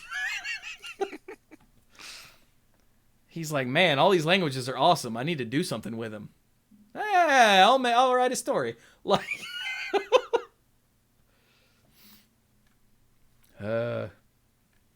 anyway. What else do we want to talk about? I mean, there's still so much here. I know it's after 10, but there's still so much great stuff here. For example, King of the Oathbreakers. This is the king of the spirits that Aragorn was able to enlist to their help because of his status as the returned king. For 2, a white and a black, this is a legendary spirit noble. He is rare. He's a 3/3 with flying. Again, 3/3 with flying for 4, not too bad. When King of the Oathbreakers or another spirit you control becomes the target of a spell, it phases out. So, kind of like the old Skulker ability, except instead of sacrificing it, it just vanishes and comes back. Notice it doesn't say you may. It doesn't say target a spell you don't control. So you can't really enchant this guy. You can't really pump this guy with a sorcerer or instant. So just kind of keep that in mind. You can't give him a sword. Yeah. But he's really good at, Oh, wait, no, it says target of a spell. You can give him a sword. You can't give him a sword. You just can't give him an aura. Yeah. Yeah, but he can equip. He's also pretty good at dodging wraths if you have something at instant speed that can target him. So, there you go. Whenever King of the Oathbreakers or another spirit you control phases in, which is always interesting to see that phrase on a card, create a tapped 1/1 white spirit creature token with flying, which are the same creature token, I'm sure, that you get from Andoril. Yeah. Yeah. So, neat. 3/3 flyer for 4 that is very difficult to kill is already great. And then every time... And I love how it is a spirit lord. Because you can play this guy just in a spirit deck. And it has this really neat effect. Yeah, and tokens can phase out, right? Yeah. See, yes, this they is can. But They can. I think they cease to exist if they phase out. Really? I thought the whole point with them was that they didn't, so that they could come back. Because tokens can transform now, which just amazes me. But that's they changed that. Now, so the that, reason some of you that play Magic more frequently than us might be yelling at us, but you have to understand phasing. Mike and I have been playing a long time, and phasing has gone through so many different iterations of rules and how it works and how it affects things that we're just lost without looking it up. Okay, Cardboard Samurai says tokens can phase and they do not change zones, so they will not cease to exist. And I think that's a rule that is more recent than Mike is thinking. Okay. Yeah. Isn't it Judge Cast who says the way phasing works is you just take your solo cup and turn it upside down and put it over the cards that are phased out? They didn't go anywhere. You just can't do anything with them. I think that's a Judge Cast analogy. If you told me, like 5 years ago or whatever, that phasing would be back in Magic, I would have called you a liar. Or an idiot. Because phasing was around for, what was the block that was introduced in, it's not Tempest, it was, Mirage. Yeah, Mirage. Thank you. And came back 4 times Spiral to be like, oh, look at this janky mechanic, that we used to have. And then was gone. So the fact that they have really made not just use of it, but it's now back in like a big way. Yeah, now that they've worked out a way to make it work without it being, dumb, it's really useful design space that they use frequently. And it's crazy. It's so great because like phasing used to trigger leaves battlefield effects but not enters battlefield effects or something like that, which is it was all just like scribbled on the back of a napkin, just nonsense. Okay, the rules change that made tokens keep existing after phasing out was introduced for Commander 2017. Wow, that's older than I would have thought. Okay. Okay, so before Commander 2017, they did cease to exist when they phased out. Yeah. Yeah, because I remember there was a weird interaction where, like if you phased out a germ token carrying a Batterskull or whatever, the indirect phasing rules would mean that the Batterskull itself would never phase back in after the token ceased to exist. Oh, right. I am remembering something about that now. You're right. Okay, but then, all right, so as of Commander 2017, they changed that, and now tokens don't get special treatment for phasing. They just continue to exist, but are like everything else. Yeah. So taking it back to King of the Oathbreakers, I like that if he's your only spirit and someone targets him with something, he'll go away, and then he'll come back with a buddy. And then that keeps happening as long as things are trying to target your spirits. They keep going away and bringing a buddy. It's like, hey man, what are you doing back here? Someone tried to punch me in the head out there. Can you believe it? Like, what? I'm coming with you. That won't stand. And soon you've got this whole like gang of angry spirits like rattling their spectral shields and whatnot. Anyway. What is Gandalf's sanction? Oh, okay. This when he sanctioned Saruman. I get it. I had to read the flavor text. I'm like, I can't tell what's going on here. There was a crack, and the staff split asunder in Saruman's hand, and the head of it fell down at Gandalf's feet. I added the mwahaha. The card itself, I don't know what it does. 1, a blue and a red, is an uncommon sorcery. It deals X damage to target creature, where X is the number of instant and sorcery cards in your graveyard. Oh, and it has spell trample. Excess damage is dealt to that creature's controller instead.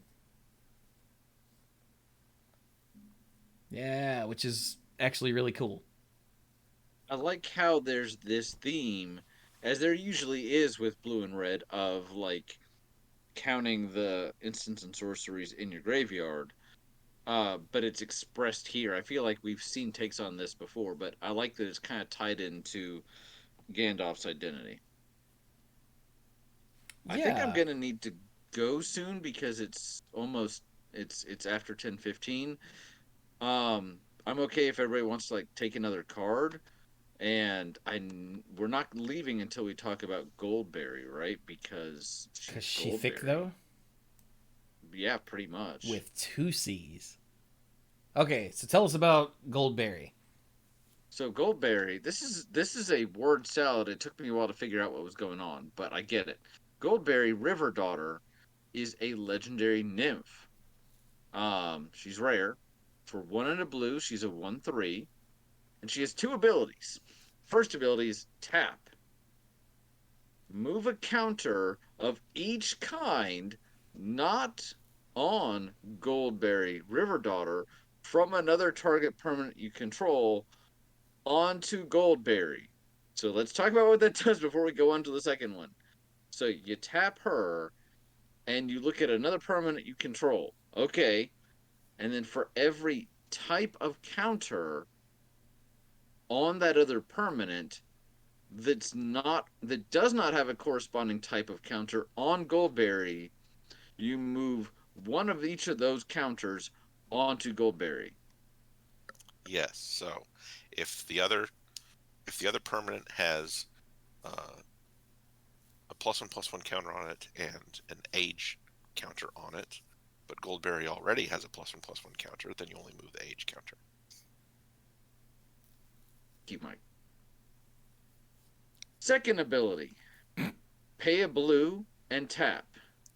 Move 1 or more counters from Goldberry onto another target permanent you control.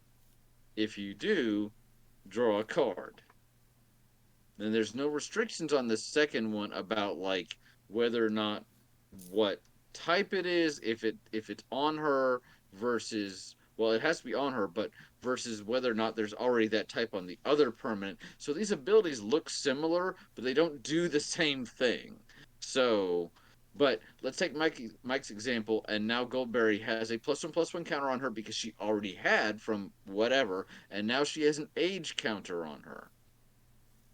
Now you pay a blue and tap her and move the +1/+1 counter and an age counter if you want, sure, onto another creature you control or another permanent. If you want to put that +1/+1 counter on your contested glyphs, because later you're gonna turn it into cereal, then you can go ahead and do that. And as long as you move a counter, you draw a card. Yeah. My first thought, because it says permanent, was, hey, this is a weird way to, like, move loyalty counters from one planeswalker to another. Yeah. Which it's very slow because it's just 1 and it takes 2 turns. But it's a thing that is possible to do. Sure. Because she can only have one of each type of one of each type of counter on her, bearing other shenanigans, but just from her abilities. Yeah. But still, I mean, think of all the stuff that has counters. Stun counters, charge counters, loyalty counters, +1/+1, -1/-1 counters. I really like that you can like snatch a stun counter off of a more dangerous permanent. And so then Goldberry will end up stunned instead of whatever that other thing is. Like, it's extremely niche, but that's really cool that that's a thing you can do. If we don't get to talking about the Watcher in the Water this time, then we definitely have to talk about the Watcher in the Water next time. Oh, yeah. Oh, my God. Now, so Goldberry, by the way, is Tom Bombadil's hot wife that he won't stop singing about constantly all the time. Jesus Christ, shut up. We get it. She's hot.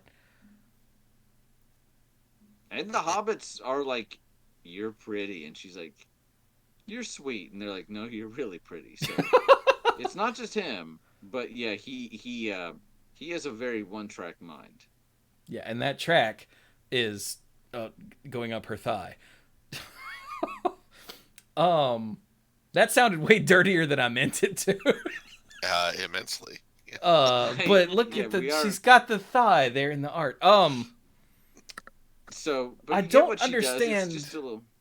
I don't understand what she does here. Like, flavorfully, because like Goldberry's just sort of there. Like her job is Tom Bombadil's wife. Like That is her whole thing. Yeah. Okay, she's not established as like a healer or anything. I don't think so. She's no, kind of she's like a just housewife. Goldberry Like River she- daughter. Yeah. Yeah. Like I she's mean- there at his house when they get there, and she tells them, fear nothing, for tonight you're under the roof of Tom Bombadil. And I think there's food, but like I don't she's remember very- anything about her specifically. She's very clearly magical, and like there's that sense of like awe about her because the hobbits are pretty well taken with her, and they can tell there's something otherworldly about her, but I don't think it's ever really expressed. Keep in mind the magic system in Tolkien's Middle Earth is very much what we call a soft magic system versus a hard one, whereas a hard one like the bending in Avatar has set rules and is very well established. Magic in Tolkien is whatever he needs it to be. Yeah, at and it's any always given time. most of the time it's like super subtle. Yeah. Like the Balrog casts a counter spell at one point in the book. And in the movie you might go like, wait, what? But it's just a way of Tolkien expressing these very amorphous forces. So Goldberry being magical can mean all sorts of things, and it can mean nothing. So, which is part of the mystery of it, to be honest. Yeah. Also, like there was a list of creature types that were going to be in the set, before the set was revealed. And I think it was Pinball Witch who put it in the Discord, and I was like, "Oh, nymph, that's going to be Goldberry." Because Goldberry, to my knowledge, is the only nymph that Tolkien ever talked about, at least in the books I've read. I think that's right. So I knew She's that the one only- immediately. And her name is River Daughter. That is her title, not just Yeah. here, but in the book. So But yeah, I'm guessing it has something to do with, like... No, I got nothing. She can share abilities or something. I don't know. It's very strange. It's a neat That's card. true. There were all those keyword counters that were introduced in Ikoria. Yeah. I just really like those two examples I thought of. I really like that she can eat a stun counter so someone else can get up and fight, or she can take loyalty away from that planeswalker and give it to that one. I just think those are both really, really niche and corner cases, but really cool that they're possible. I like that too. Although I do want to say I appreciate Mike pointing out the counters from Ikoria that have made their way into other Magic. Because, for example, the Elspeth from I think New Capenna gives a creature a +1/+1 counter and a counter of your choice from Flying, First Strike, Lifelink, or Vigilance. How much would you love to just, I don't know, throw a lifelink counter on something in the middle of combat? Assuming you've already moved it onto her. It is a And then two-step draw a process card. for her. Yeah. And draw a card. Opponents will see some of these things coming because she's not super subtle about it. But the ability to let it play out in the middle of combat is pretty good. Yeah. So, Right. Well, any other cards we want to talk about before, or we nah, just gonna call it here? let's call it. Since I'm sure we've already lost half a Dirk and we're about to lose Brian. We'll stop there for the night. But just because this set is so deliciously flavorful and we all love us some Lord of the Rings, I actually think we'll come back to this next week too. Which we haven't done 3 weeks of previews in like a hot minute, I don't think. I think we've done 2, but I mean, there's a reason why we're really loving this set more than just, hey, this set has some neat cards or whatever. That's because this whole thing from top to bottom is just all the stuff that we love. So, Yeah, Brian talked about it last week in that we've been doing this ourselves, for years and years and years, and seeing it done officially by WotC is just freaking bizarre. Yeah. So yeah, let's just call it for the night then. Okay. So, how about some final thoughts of some sort, my dorks? Dork, you alive? I am. Okay. My final thought is I was watching a thing about the Final Fantasy VII Rebirth, that they released a trailer that shows a bit more gameplay and everything, and apparently it's going to be exclusively on PS5. It's going to be 2 discs long, and it's going to be later this year. I thought it was coming out first quarter of next year, but okay. Wait, I what did was not it? know it was PS. It's think- the next part of the Final Fantasy VII remake. Oh, okay. Sorry, I zoned out for a hot second. I haven't watched the trailer yet. It was posted in the Discord, and I went, huh, but I haven't had a chance to watch it. So yeah, they did a reveal in Summer Game Fest. Showed it. So it'll be coming. Yeah, early 2024. Okay, I'm getting my years mixed up. So that That's means my issue. I'll get to play it in early 2025. When it comes to PC. Yeah, stupid place to. Unless the Epic Store gets another 6-month thing, in which case it'll be mid 2025. Stupid I'll Epic. play it. I'll Crap. play it in 2030 when I get a PS5. Are PS5 still hard to come by, or is just nobody looking anymore? I think they've reached a case where you can actually find them. Oh, okay. Like, I was looking online, and you can get a PlayStation 5, but they're like $500. Yeah, but they've always been like $500, so. I know. And there are actually games for it now, which for the longest time that was the running gag was, sure, we can't find one, but who wants one? Because there's no games for it.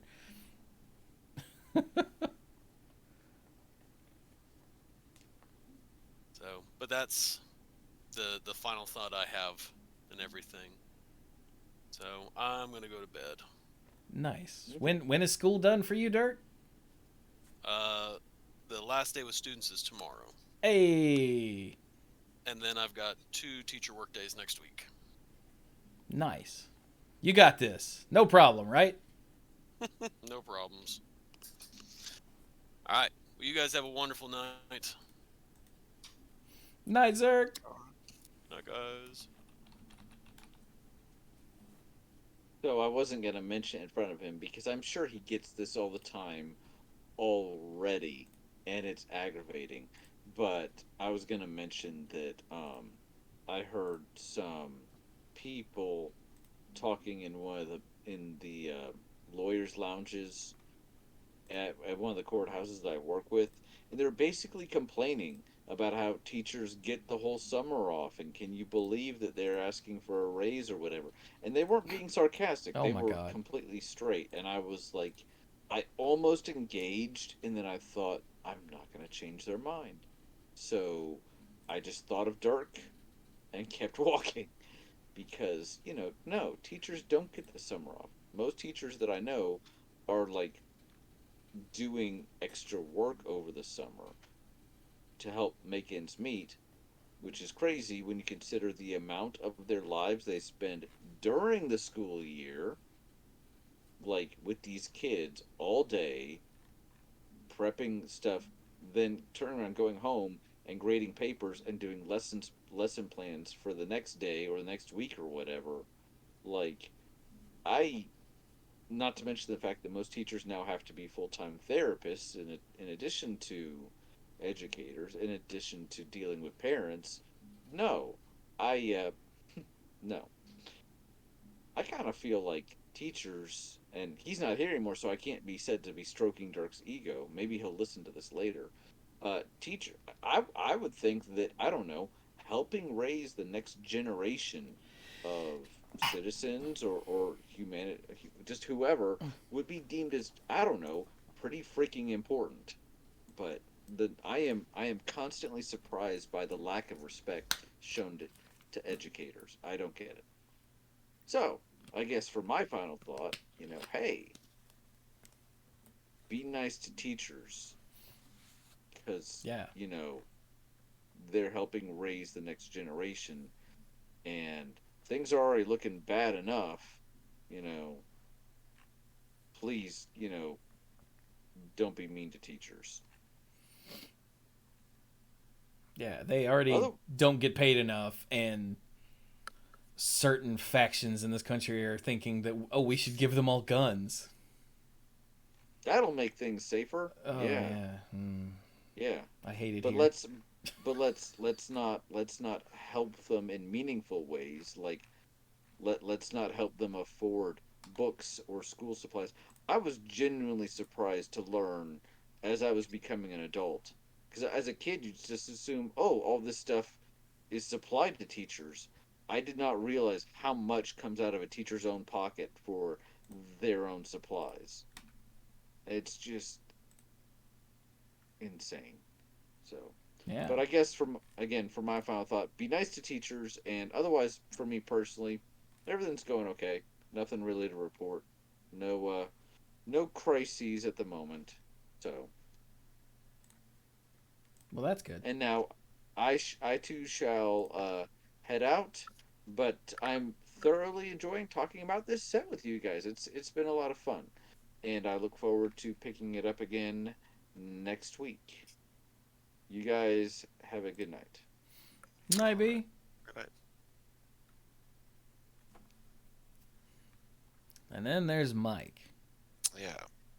So I guess I'm a little disappointed that I didn't get to share this thought while the other two were on, because it's actually something that I meant to share last week. So Yep. I've actually gone to see 2 movies in the theater recently. What? Yeah, I saw the Dungeons and Dragons movie. Ashley and I went to see that. I think you told us that last week. Oh, I did? Okay. Well, since then, I've seen the Super Mario Brothers movie. Ashley and I Nice. went with your parents. And I was pleasantly surprised. I was going in there thinking it was going to be fine. But no, it was actually legitimately entertaining. Yeah. It was all heartfelt and, I mean, admittedly kind of simplistic, but it's a kids movie. Yeah, it is. But it was, as you put it, genuinely entertaining. I really loved it. And I think we talked on a Just Chatting about all of the random like Easter eggs that are hidden throughout if you're a like an old school Nintendo fan, and if you're not, then you didn't miss anything. But if you are, there's so much there. Yeah, there's a lot of little things here and there. Yeah. I really wish. So, Mom and I have been going to see, all of the MCU movies and whatnot in theaters. Hmm. But I really want to see the new Spider-Verse. I can never remember which word goes with. Is this one Across the Spider-Verse? I think is the new one. I don't remember. They played a trailer for that in front of Super Mario, and I got like a little chill when they introduced Miguel O'Hara, because I loved Spider-Man Right? 2099 when I was a kid. And I'm like, Yeah, I'm somehow my mother didn't see Into the Spider-Verse. hmm And I was like, "Excuse me?" She's like, "What?" I'm like, "It's the best Spider-Man movie that has ever been." She's like, "Better than..." I went, "Yes." I was like, "It might be the best superhero movie that has ever been." She's like, "Better than..." I went, "Yes." How did you not see it? She's like, "I don't know, I just didn't." I was like, "Oh my god." And so of course now it's not on any streaming services, because yeah, why would it be on streaming services to drum up some interest for the new one? So I might have to like rent it on Amazon or something and be like, "Mom, you gotta watch this." so that then we can go see the new one quickly. Because we don't go to the theater to see something for like 3 weeks, because I don't want to be in an enclosed area with a bunch of people, because contrary to what the rest of the world wants you to think, COVID's still a thing and it's still really bad. Mm-hmm. So like we just put it off until we can see a showing with like only 4 or 5 other people. And it's really killing me to wait for the Spider-Verse movie. Like, damn it.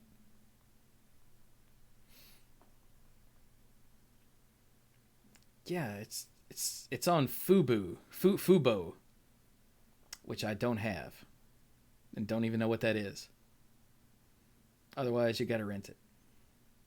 I might throw $4 at Jeff Bezos just so I can get Mom to watch it,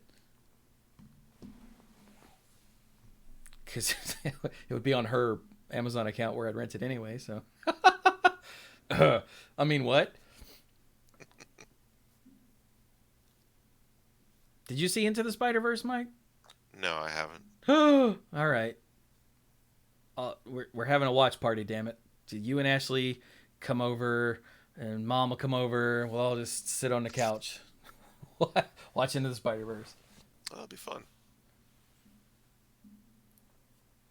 Oh yeah, you can rent it from all kinds of places, but I don't want to rent it. I want to just watch it on something I'm already paying for because I'm broke and cheap.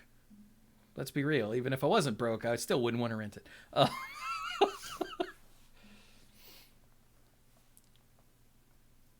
But yeah. Or if not, the parents, then I have to get you and Ashley to come over. We'll watch it because it really is like so good. And anytime someone's like, "No, I didn't see that," my brain goes, "What?" Because it's so good. Anyway, and it works on like so many levels. Like the surface level, it's brilliant. When you get way down deep into like the animation mechanics nitty gritty, even that is working in tandem with the plot. What? Like, it's fascinating, Mike. Anyway. I sort of took over your final thought by rambling about how great Into the Spider-Verse is. Everyone, if you haven't seen Spider-Man Into the Spider-Verse, the original one, you should watch it. And then go see Across the Spider-Verse.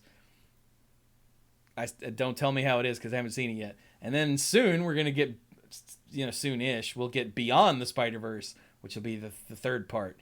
And that'll be it. I'm very excited. Anyway, I still need to see John Wick 4, so, whatever. Don't listen to me. Are we done? Oh, wait, no, there's more. Or was that you there, Mr. Sir? Yeah, I'm finished. I'm so proud of you for going to see theater movies. Yeah. Which is a weird thing to say to an adult, but I am. So, as always, patreon.com/themanapool is where you can go to support what we do here. And, I'm working on odds and ends still. I've got all of them, except for this episode's, are all put together and ready to be listened through and exported and posted. So, however many of those there are left, they're all ready. I just have to make myself sit down and listen through them, which is always, the hard part. Because it's still, like, past us where we're like, oh, things are so bad, and they're just going to get worse, bro. I mean, it's just like last year. It's not, like, beginning of 2020. Oh, life is so good. No. It took me forever to get through those because life was not, spoiler alert, so good. But... Anyway. But yeah, patreon.com. You can get the sponsorship shout out like this. Thank you to our mythic lifeguards, Al, Kim Ho, Scuzzo, John Parker, Jake Jansons, Michael, who is that? Timu Hillis Haru, Jason Kaus, Andrew Hunt, Cody Buckowing, Casey, Pinball Witch, Jason Doan, Mr. Dr. Lewis, ALK Alters, and Andrew Odie. Yay. And hey, real quick, if anyone knows where to get an invite to Blue Sky, let me know, because I'm probably going to be leaving Twitter as soon as Elon's dumbass eliminates the block function, which that's going to happen any day now. That would be a weird choice. Well, you see, he suckered all of the stupid people into buying the blue check, because then they'll get the impressions. But then a lot of us that didn't buy the blue check block blue checks on site, so they're not getting the impressions. And rather than, do anything that makes sense, he's just going to eliminate blocking. Like, he's been talking about things circling around this for a while. So as soon as blocking is no longer a thing, I'm not going to be on Twitter anymore, because it's the only thing that makes the damn site usable, is the ability to completely and utterly avoid morons. Yeah.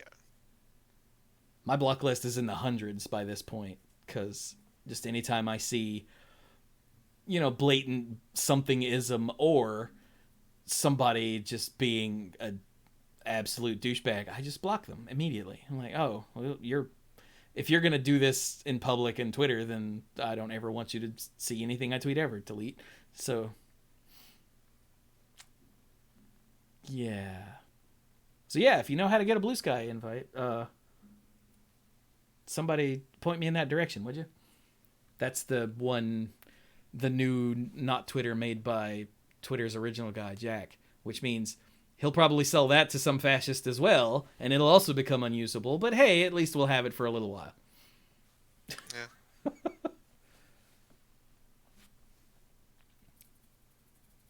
But anyway. Also, hey, I stream over on Twitch all the time. You should come hang out. Usually between 8:30 and whenever p.m. Eastern time.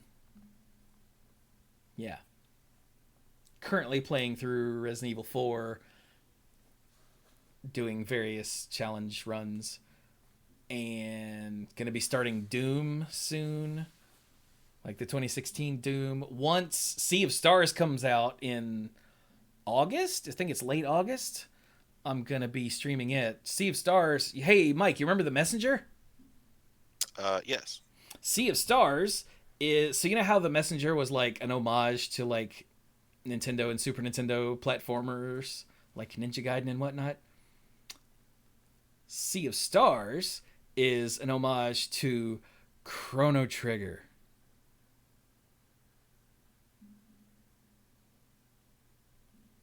There was no reaction from Mike. There's still no reaction from Mike. Did we lose him? We might have lost him. But oh well. I'm super excited about that. So, gonna be streaming that sometime in like, September. Something like that. I think Mike might have broken. Yeah. Oh, wait. He just said my laptop froze up. Oh, yeah, he texted me. All right. I will tell him about that later then. So that's... I'm going to be doing like the Final Fantasy Pixel remasters at some point in the near future. I'm still working on Vampire Survivors. I played Hitman again on Monday. That was a lot of fun. I hadn't streamed Hitman in a hot minute. I hit some mans. It was great. We let the bodies hit the floor. So yeah, lots of fun stuff.